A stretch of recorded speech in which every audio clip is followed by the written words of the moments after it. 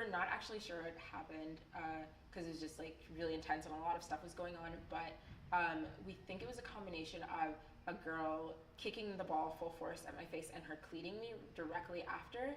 So that happened, and I passed out. I went to the hospital, and immediately they realized it was a concussion. But it was kind of a unique situation because because this is how we determined that her cleat came into contact with me. The back of my retina was scratched, so there was bleeding, and I still can't see out of that eye because the scar is like right over that part of my eye. So that coupled with the concussion, it was really confusing for my doctors because not being able to see out of my eye caused like so much nausea and like so many headaches. So that like with my concussion, it was just really intense, and it was hard to like isolate the two from each other, and so that's like how I had my concussion and eye injury, and they're kind of tied in together. Well, if I close my eye like this, I can tell that I'm in a lit room. I can tell that I'm inside, but I don't wear contact in that eye. I can see maybe 10% out of that eye at most. I just don't use it at all. I've completely adjusted to not using that eye.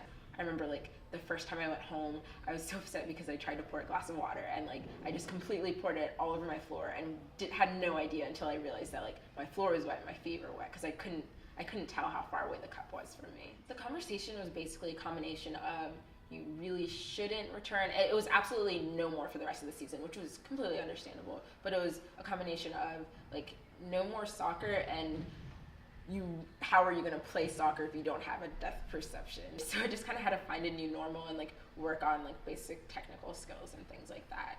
I couldn't go to school for a month or two. I couldn't read. I couldn't watch TV. I couldn't do a lot of things. I couldn't be in the light. I basically just sat in my room for like 2 months and in the dark and did nothing. The headaches that I do get now, it's mostly from being dizzy from my eye. I don't think it's tied to my concussion.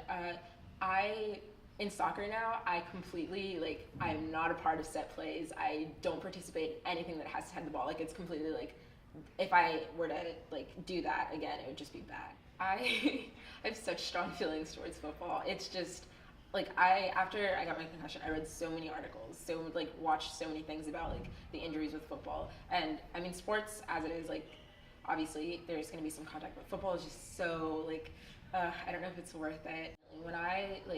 When I was in rec and even travel soccer, it wasn't really like a discussion, and I've just noticed in like the last 5 years, I guess, that it's like a huge thing. And just in the last like 2 or 3 years at our school, like if you are playing a sport, you have to come. There's a huge meeting like every season that parents absolutely have to come to, or else you can't play that sport. And it's just about a concussion, and you have to sign a form. Your parents have to sign a form. We didn't have that 2 years ago, and like I just see things like that all the time. It's definitely becoming a part of the discussion.